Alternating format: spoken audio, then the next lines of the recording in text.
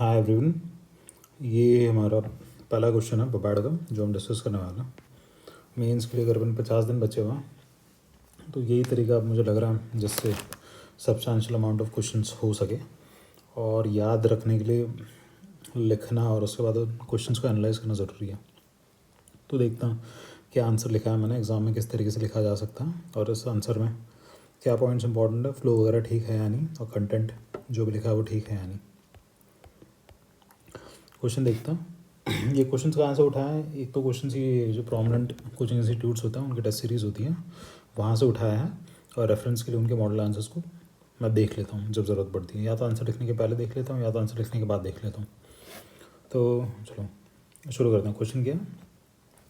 Change public administration from administrative state to the regulatory state has created agencified model, ठीक है, which has altered the balance between executive control powers and executive accountability obligations. तो ये जो question है पढ़ने से face value से ही लग रहा है कि थोड़ा सा कॉम्प्लेक्स क्वेश्चन है। एक बड़ी सी स्टेटमेंट दे रखी है, उसको एग्जामिन करने बोला। अब इस क्वेश्चन में क्या क्या पार्ट्स हैं हमारे? पहला ये कह रहा है कि change in public administration, change हो रहा है पब्लिक एडमिनिस्ट्रेशन में, कहाँ से? पहले एडमिनिस्ट्रेटिव स्टेट से चेंज हो रहा है। तो एडमिनिस्ट्रेटिव स्टेट क्या था अपना? एडमिनिस्ट्रेटिव स्टेट मतलब अपना जो वेलफेयर स्टेट था, वॉल्डो ने जिसकी बात की थी। Welfare state in the sense कि हर चीज़ जो कर रहा था वो स्टेट कर रहा था, गवर्नमेंट कर रही थी, एडमिनिस्ट्रेशन कर रहा था। टू अ रेगुलेटरी स्टेट, ठीक है। रेगुलेटरी स्टेट कौन सा हो गया अपना? ये जो एनपीएम जब आया, अपना पीसी आया, उस टाइम पे जो स्टेट था ना, मतलब जिसे कहते हैं कि small state but strong state वाला कॉन्सेप्ट 1980s 1990s में जो आया था, ठीक है। तो इसमें बोला कि एजेंसीफाइड मॉडल क्रिएट किया गया है, ठीक है। एजेंसिफिकेशन मतलब क्या था इसमें कि non essential services of the government would be contractualize and given out to private agencies. ये क्यों किया गया था? ये इसलिए किया गया था ताकि सरकार अपना कॉस्ट बेनिफिट एनालिसिस करके अपने पैसे बचा सके।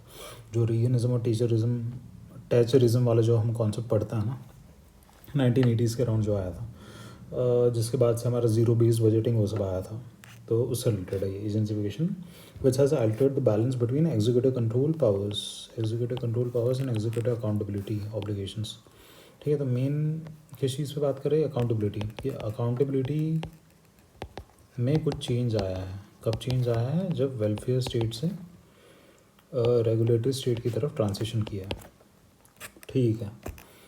तो इस आंसर में हम क्या क्या बता सकते हैं? पहला तो ये बता सकते हैं कि एक तो इंट्रो देना पड़ेगा हमें। इंट्रो में हमें एक ग्लिम्स में बताना पड़ेगा कि एडमिनिस्ट्रेटिव स्टेट से रेगुलेटरी स्टेट में ट्रांसिशन हुआ है, तो अकाउंटेबिलिटी में क्या चेंज आया है, ठीक है। उसके बाद हम एडमिनिस्ट्रेटिव स्टेट के बारे में बता सकते हैं, फिर हम रेगुलेटरी स्टेट के बारे में बता सकते हैं, उसके बाद रेगुलेटरी स्टेट में एजेंसिफिकेशन वगैरह किस तरीके से किया गया है ये बता सकता है, और फिर इस पूरे के जो कोर है ना, कोर में हमें अकाउंटेबिलिटी रखना पड़ेगा कि अकाउंटेबिलिटी कैसे कैसे चेंज हो रही है, ठीक है। चलो देखते अब आंसर क्या देखते मैंने क्या लिखा। Concept of accountability in public administration has undergone substantial change from welfare era to regulatory state, ठीक है। जो क्वेश्चन में लिखा था वही रिपीट कर दिया इतना स्टार्टिंग के पैरा के लिए। आगे देखते हैं। Accountability conventionally more democratic and rule based, ठीक है। Conventionally which today it is more performance based and outcome oriented, ठीक है ये। बट यहाँ पे स्पेसिफिकली मैं मेंशन कर सकता था शायद कि जो डेमोक्रेटिक अकाउंटेबिलिटी है, तो यहाँ हम किसकी बात कर रहे हैं? ये हम बात कर रहे हैं एडमिनिस्ट्रेटिव स्टेट के केस में, ठीक। यहाँ पे अकाउंटेबिलिटी होती थी डेमोक्रेटिक अकाउंटेबिलिटी, मतलब all the institutions were directly accountable to the legislature and the executive. But आज के टाइम पे जब से एजेंसिफिकेशन वगैरह हुआ है, कॉन्ट्रैक्चुअलाइजेशन ऑफ सर्विसेज वगैरह हुआ है, तो focus is more on performance, ठीक है। तो यहाँ पे हम रेगुलेटरी स्टेट को मेंशन कर सकते थे, ठीक है। चलो आगे देखते हैं। आगे administrative state also known as welfare state, ठीक है।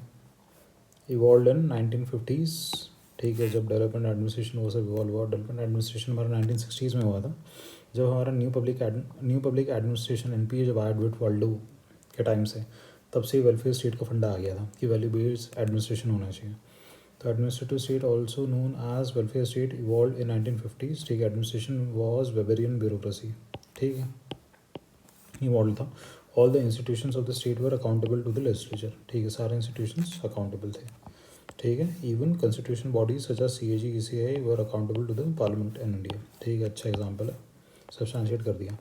आगे देखते हैं, the emergence of regulatory state in 1980s। ठीक है, in the light of Thatcherism and Reaganism in USA saw paradigm shift in the concept of accountability. ठीक है, अच्छा पैरा है।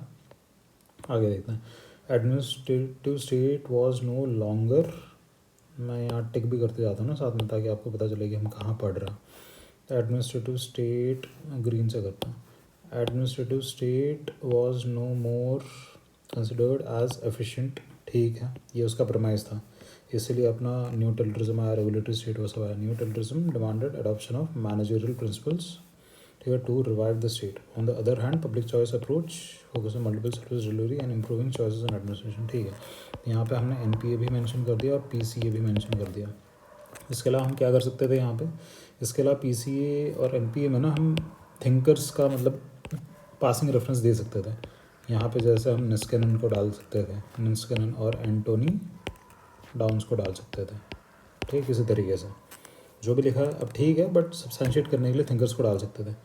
NPA नहीं, सॉरी, ये NPM होगा, NPM है, न्यू पब्लिक मैनेजमेंट। NPM में कौन से थिंकर्स हम डालेंगे यहाँ पे? निस्केनन तो हमारा, एंटोनी डाउन्स, निस्केनन हमारे इसमें भी आ जाएंगे, NPM में भी आ जाएंगे। और चलो NPM के ऊपर स्टार रखता है मैं। ठीक है, थिंकर्स के एग्जैक्ट नाम याद नहीं आ रहा कि इनको चिपकाना है यहाँ पर। NPM जब पढ़ेंगे एक बार उस थ्योरी के साथ नाम देख लेंगे। वैसे टेचरिज्म और रीगनिज्म तो हमने डाल ही दिया, तो उतना NPM को सब्सटेंशिएट कर देगा। आगे देखना, economic principles of agentification and contracting out were at the core of regulatory state. ठीक है, अच्छा है। At the core of regulatory state, नहीं भैया ये थोड़ा सा गड़बड़ है, ये पैरा, इस पैरा को रिफ्रेज करना पड़ेगा। ये नहीं है at the core of regulatory state, ये तो this was at the core of market based state, या फिर NPM या फिर PCA। तो इसे चेंज करना पड़ेगा थोड़ा, इसे अवॉइड किया जा सकता है। तो एग्जामिनर अगर ये पढ़ेगा तो शायद नंबर काट सकता, अगर ना पढ़े तो ठीक है। आगे देखते हैं, this led to the creation of independent regulatory agencies. ठीक है, having substantial autonomy to look into specific domains. ठीक है, specific domains, for example SEBI created 1992, बढ़िया, to regulate markets in India. ठीक है, यहाँ पे अंडरलाइन करना जरूरी है मार्केट्स के ऊपर। ठीक है, एग्जाम्पल भी दे दिया। अच्छा, अब IRS created in regulatory state have their structure and functions established, but in broader terms comes under the accountability mechanism of the legislature। ठीक है, क्योंकि हमें पूरा का पूरा आंसर एक तरीके से देखो रिवॉल्व तो अकाउंटेबिलिटी के अराउंड कर रहा है ना, तो यहाँ पे हम बता रहे हैं कि IRS तो क्रिएट हो गया है जिनके पास अलग से स्ट्रक्चर और फंक्शन तो है, बट ओवरऑल अकाउंटेबिलिटी उनकी लेजिस्लेचर के अंदर आती है। ठीक, बट इसको सब्सटेंशिएट भी तो करना था किस तरीके से आती है, और ये पैरा का क्या रिलेवेंस बन रहा है यहाँ पे। IRS created regulatory state have their structure and function established, but in broader terms comes under the accountability mechanism of legislature, which is the ultimate law making body and has democratic mandate। ठीक है, तो यहाँ पे example डालना ज़रूरी है भैया कि जैसे कि GST है, तो GST के एग्जाम्पल डाल सकते हो कि GST काउंसिल जो बनाई है। ठीक है, तो GST काउंसिल बनाई है, तो क्या अपना 269A है ना, यही है, शायद सार मार कर लेता हूँ बाद में देखेंगे। 269 ही है आर्टिकल जो है जिसके अंडर बनी है। तो अल्टीमेटली कौन बनाता है? पार्लियामेंट ही बनाता है। ठीक है, कोई भी रेगुलेटरी बॉडी ले लो। RBI तो बहुत पहले बन गई थी, RBI को रहने देता। SEBI हो गया, SEBI हमने ऊपर डिस्कस कर लिया। IRDEA हो गया, और बहुत सारे रेगुलेटरी बॉडीज़ है यार ऐसे तो। अभी ऑडिट की जो नई बनाई थी, ऑडिट की क्या बनाई थी, नेशनल ऑडिट, NFRA था शायद, national financial regulatory authority, NFRA बनाया गया। ठीक है, आगे देखते हैं। In the light of the recent scam such as Nirav Modi scam, Adani report addresses upon need for an independent parliamentary committee. ठीक है, to have an oversight on the regulatory bodies. ठीक है, इंडिपेंडेंट पार्लियामेंट्री कमेटी ठीक है बनाने का। इसके अलावा किसी के रिकमेंडेशंस वगैरह कुछ याद आ रहे हैं यहाँ पे? फ़िलहाल के लिए तो नहीं याद आ रहे। एक दामोदरन करके कोई कमेटी था, उसका कोई रिकमेंडेशन था, वो चिपकाना होगा। यहाँ पे जो है ना, ये जो पैरा है इसमें थोड़ा सा रिलेवेंस कम बैठ रहा है, इसको ठीक करना पड़ेगा। The IRAs created in regulatory state have the section of function established, but in broader terms comes under the accountability mechanism of legislature, which is the ultimate law making body. ठीक है, but और क्या क्या content add कर सकते हैं इसमें देख लेते हैं ना भैया। एक तो देखो तुमने IRA बना दी, ठीक है। IRA के पास क्या है, पहला तो है ऑटोनॉमी है, ठीक है। ऑटोनॉमी उसके स्पेसिफिक डोमेन में है, तो ये हमने लिख लिया। बट अल्टीमेटली क्या है, ये अकाउंटेबल है किसको, लेजिस्लेटिव को और एग्जीक्यूटिव को। किस तरीके से, ये क्या करता है, रिपोर्ट्स पब्लिश करता है, ठीक है। और ये रिपोर्ट्स का डिस्कशन लेजिस्लेटिव एग्जीक्यूटिव करता है। ऊपर से जितने भी लॉज बनाने होते हैं ये भी लेजिस्लेटिव और एग्जीक्यूटिव बनाते हैं। इनके रिस्पेक्ट में रूल्स की बात नहीं कर रहा, रूल्स तो ये जो रेगुलेटरी अथॉरिटीज़ है वो खुद से बना देंगी, बट लॉज जो होते हैं वो लेजिस्लेटिव एग्जीक्यूटिव बना देते हैं।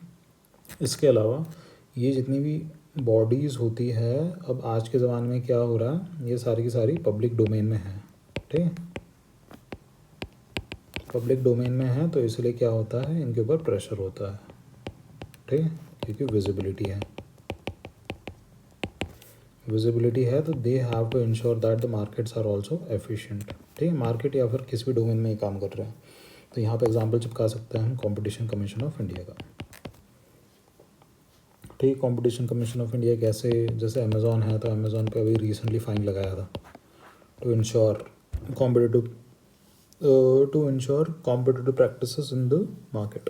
या फिर इसके अलावा और कोई एग्जांपल याद आ रहा है, एक तो CCI का एग्जांपल हो गया, अमेज़ॉन का एग्जांपल हो गया, गूगल के ऊपर कुछ था, जियो का जो केस चल रहा था, जियो केस चल रहा था सुप्रीम कोर्ट में कि whether its practices are predatory in nature, ठीक है। तो अल्टीमेटली सुप्रीम कोर्ट ने कहा था कि नहीं भैया, it is not predatory in nature because Jio is a new organisation and to capture market in the market where there are already established institutions, Jio have to come up with certain innovative practices to at least have a certain share in the market, ठीक है। तो इसलिए वो अपने दाम वाम सब कुछ कम रख सकता है। तो ये जो आंसर है ओवरऑल मतलब ठीक है, ज़्यादा ख़राब नहीं है। इतना कंटेंट एग्ज़ाम में तो नहीं लिखा जाएगा, थोड़ा सा शॉर्टन करना पड़ेगा और ये वाला जो पैरा है उसको रिफ्रेज करना पड़ेगा, इतना जो पार्ट है इसको चेंज करना पड़ेगा, ठीक है। तो ये पहला आंसर था, पहले आंसर का डिस्कशन था। देखते हैं ऐसे कितना आंसर्स हो पाता है एग्ज़ाम तक। इस तरीके से ट्राई करते हैं तैयारी करने का, तो क्या होगा, कॉन्सेप्ट्स मतलब याद भी हो जाएंगे और रिप्रोड्यूस भी हो जाएंगे। अगर आप किसी को सिखाते हो या फिर डिस्कस करते हो तो चीज़ें ज़्यादा याद रहती है, और लिखना तो है, लिखने के अलावा तो कोई सॉल्यूशन है नहीं। तो चलिए एंड करते हैं इस वाली वीडियो को, नेक्स्ट वाला जब बनाएंगे तब देखते हैं।